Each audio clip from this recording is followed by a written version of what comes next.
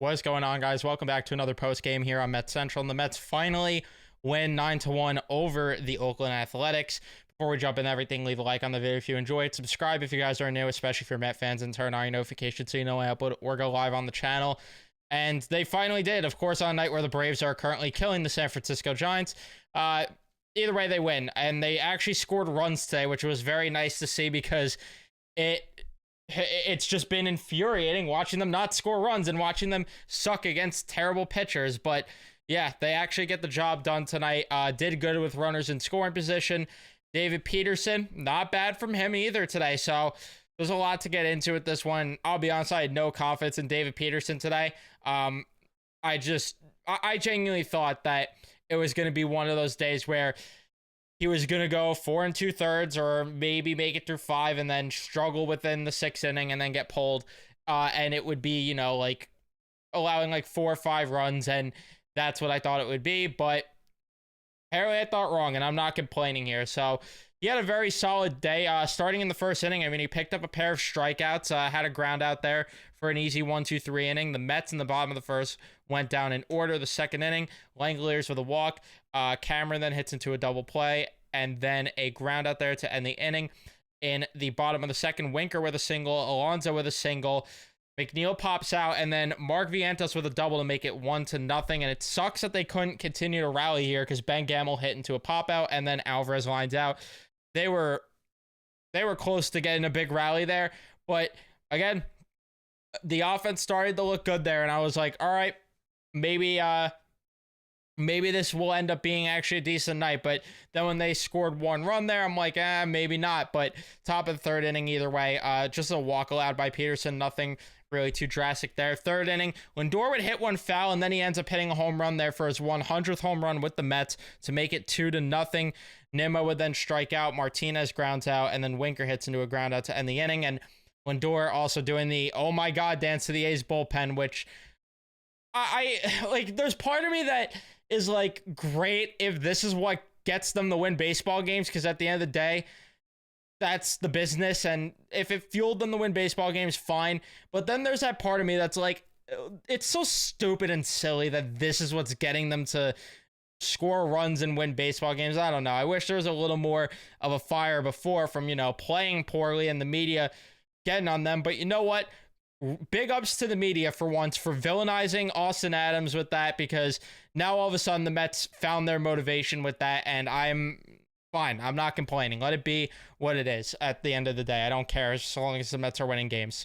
4th inning, Andujar with a walk, Blade with a single, and then Peterson gets out of the jam, thankfully, to end the inning. But that's also where I thought, yeah, Peterson's going to do the thing where he just doesn't make it through the 2nd/3rd time of the order, because that's once the 4th or 5th inning, it's all of a sudden the clock is ticking on David Peterson for how much longer he'll be in the game. Pete Alonso on the bottom of the 4th hits a home run to make it 4-0 or 3-0. Sorry, it would be nice if he continues to hit for power that way. And they almost ended up adding more runs because there was an error later on for Gamel to get on. Alvarez had a single, and then Gamel was unfortunately gunned down at the plate to end the inning there. Top of the 5th inning, again, just a walk allowed by Peterson. Really not bad stuff. Bottom of the 5th, Mets go down in order. And then the 6th inning, a little bit of trouble as Andujar gets a double. Blade gets on through a fielder's choice. And then Langoliers strikes out. Cameron hits a sacrifice fly to make it 3-1. And then Geloff ends up popping out to end the inning.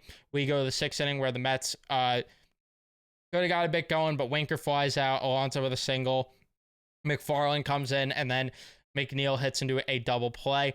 7th inning, I'm very happy that Mendoza was very quick to pull the plug here on Peterson, because after he got the ground out, there was a hit, and then he pulls him right away, puts Brosbon in, gets a double play to end the inning. And then the 7th inning, the Mets just absolutely exploded. 3 straight walks from Vientos, Gamel, and Alvarez, and then Lindor comes up with a big hit. Could have been more RBIs there for him, but it just barely dropped. That could have been caught potentially, but just barely dropped, made it 4-1. A wild pitch would end up allowing Gamel to score to make it 5-1. Everyone would advance there. Nimmo hits a sacrifice fly, which would allow Alvarez to score there to make it 6-1, and then Martinez with a double makes it 7-1. They go to Ross Stripling then, and then Bader ends up getting a single, and then Alonso gets a double, 9-1. It's nice to see him have a very big day at the plate, which we'll talk more about.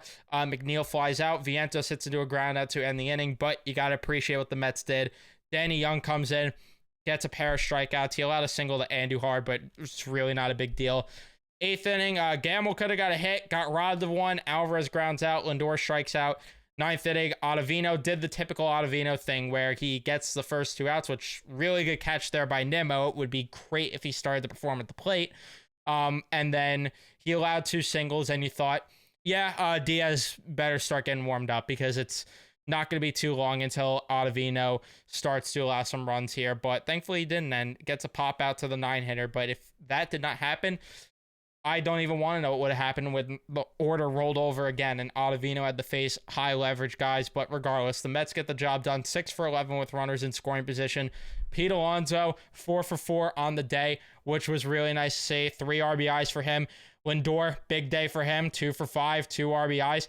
I'm interested to know, I don't know if it was like a matchup thing or what, but it was kind of weird to me that Winker was pulled out of the game. I guess it was for defensive purposes at that point. Yeah, I don't know why I didn't think of that before, but yeah, I'm guessing it was just defensive reasons at that rate. Although I think that was when the game was still in reach either way that he was pulled out, so I'm a little confused. Yeah, because it was still 3-1 at that point, so I'm a little confused why they pulled Winker at that point of the game, but maybe they wanted better defense. I don't know, but regardless, it is what it is, and the Mets got the job done. They won.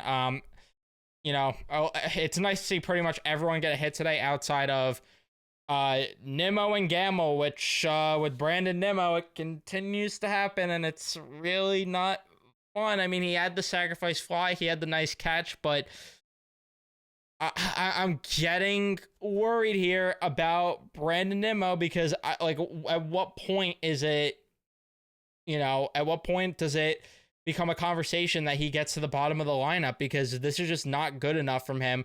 But outside of that, I mean, everyone else performed today, although McNeil didn't get a hit either. But yeah, it was nice to see Alvarez get a hit. It's nice to see Vientos get a big-time hit. Nice to see Martinez get a big-time hit because he's been in a bit of a slump in his own right. But yeah, pretty much all around solid win.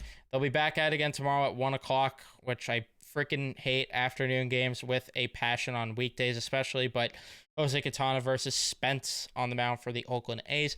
But that's going to be it for me. Let me know your thoughts in the comment section down below. Don't forget to leave a like if you haven't. Don't forget to subscribe, turn on your notifications so you know when I upload or go live. And I'll see you guys in the next one.